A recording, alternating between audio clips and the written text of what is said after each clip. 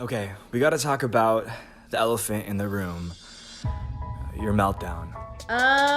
This is literally my dream, and I'm so happy. It doesn't make any sense.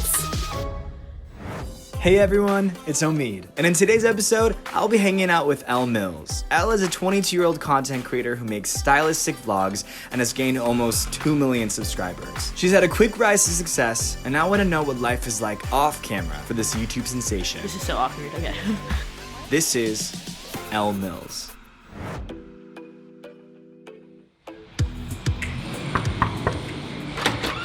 Hello! Hey Elle, how are you? I'm good, how are you? Good, how's your morning been? Morning has been a late start, but super excited for you to have a look. Welcome to my humble abode. Wow. Good vibes here.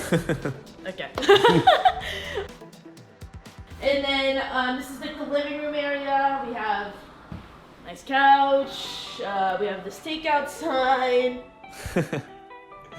Are you the one who's been decorating this apartment? I think it's a mix of my roommate and I guess. We have similar styles, so I think it's like a mix of both of us in here for sure. Who's your roommate? Luke Corns, he does YouTube as well. We met back in 2017 at a YouTube event. So we've been like kind of friends since then. We definitely gotten closer over the recent years, but yeah. How's it been living in LA? I'm surrounded by people who do similar things as me. It's like a very creatively stimulating place for me. Mm-hmm. So that's been fun, and being able to, you know, have conversations with other creators. Yeah.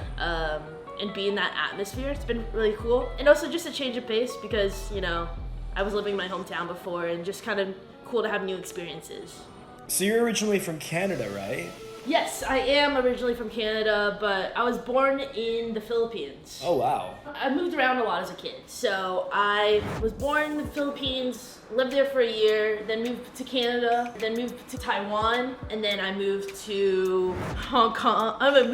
Dude, it's complicated, holy crap, hold on. Basically, I moved around a lot as a kid, and but I spent middle school and high school in Canada. Growing up, did you ever see yourself moving to LA? I had hoped that I would get to move to LA because that would have been the dream. Like I've always been fascinated with the entertainment industry ever since I was young. LA is a very competitive place. Has that ever gotten to you? No, yeah, for sure. I think when you end up hanging out with wrong groups and that's the mentality that people have, that's when it kind of gets toxic. But I think I'm fortunate enough that I was able to find kind of my friend group before officially moving here. And if we do cross by someone who kind of gives off that bad energy, you know, all the best to them, but you know, we don't keep them around. It's like we keep it very good energy, good vibes, and just about creating. So, welcome to our balcony. We actually even have a rooftop up there. Oh, cool. Welcome to our rooftop. Pre-quarantine, this was where we would hang out with friends and everything, and just relax and talk about stuff. It's a nice view for sure. Wow. Let's go back inside. I'll show you my room. This is my like cave. Okay, so I have a sign that says "Welcome to Canada." Oh. Just gotta represent my hometown. I just got this VHS TV thingy. I'm a huge fan of it. I'm very proud of this purchase. Over here, if you look at my desk, just a bunch of photos of pals. So what are you editing right now? So I'm editing this prank I did on my roommate where I trapped him in a Drake and Josh episode. Oh. I basically replicated an episode without him knowing. It was like the most fun I've had, like building up to a video. You know what I love about your videos is that I feel like when I watch it, it's a movie. I actually like watch movies to come up with video ideas. When I first started doing YouTube, I did like genre swap trailers, and then that's how I kind of got my first couple thousand subs. And then I started doing comedy videos. The comedy videos showed like my family, my friends, and like the funny dynamics. And so just like combining the two is how I kind of formulated that style. Growing up, what did you see yourself doing? I think when I was younger, I wanted to be an actor or singer, but I can't sing. Like, I started making YouTube videos when I was like 8 to 10, so it's always been kind of YouTube.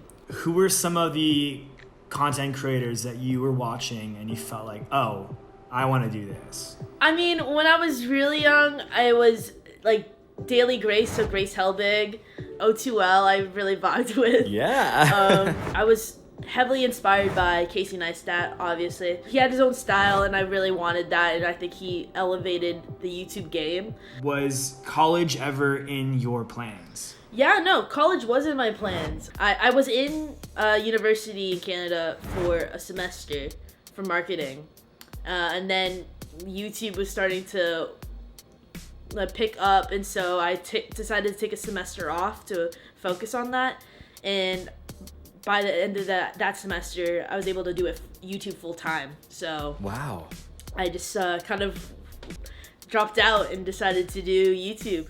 What did your parents think? They get it now, but I think it was hard to grasp at the start. Of course. I think both of them are very proud of me and supportive.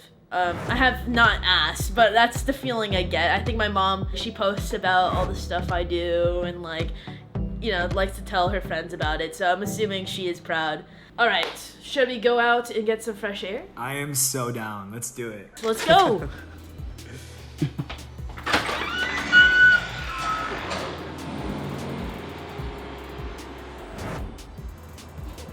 So I don't really drive, so we're here where we can just walk around, get some fresh air. I like to do that every once in a while, a few times a week, just to walk around and get my mind off things. What makes you happy, Elle? What makes me happy is being creatively fulfilled and family and friends. Mm-hmm. That's, if I can just have that, then I'm fine. What's your family like? My family are a bunch of characters.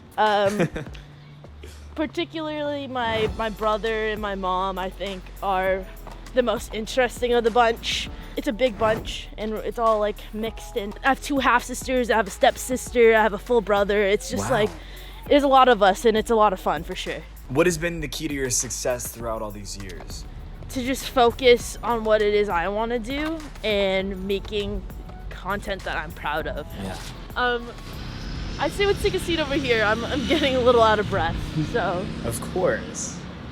So one of my favorite videos that you've made that really hit home for me was your coming out video. Hi, I'm Elle Mills, and I get one question asked more than anything.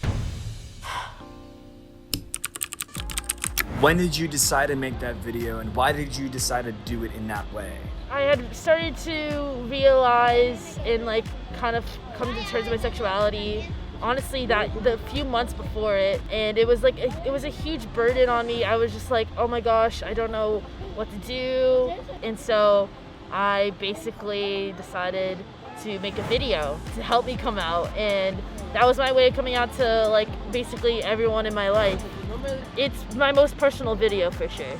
I'm not gonna lie, I'm a little scared, but I think I'm ready. When did you start, realizing and kind of coming to terms with your sexual identity? For me, coming to terms with my sexuality was having this massive crush on this girl, and does this disregard all the crushes I've had on boys in the past? And I think I finally came to terms. I was bisexual is, I think, that what best describes my sexuality, and I think I feel most connected to that label, and so I decided, okay, this is it. I'm ready to tell the world. Wow. It's probably the most love I've ever felt that day for sure. How do you deal with the potential of negative feedback and negativity online? Negativity online has been definitely something I've struggled with for a while. It was really bad 2017, 2018. I was getting a lot of hate. I remember there was times where it would be a trend to hate on me, and there would be a hate tweet about me that had like over 100,000 likes. It had an effect on my mental health. And I think I definitely am a different person because I went through those experiences. But I don't look anymore. I think some people have thick skin and are able to like look at that, but I don't. And so I've learned that that's just how I have to go about it. Just post what I want to post, and I just hope people like it. That's great. All right, it's getting kind of hot. Let's go back home and get some water and some snacks.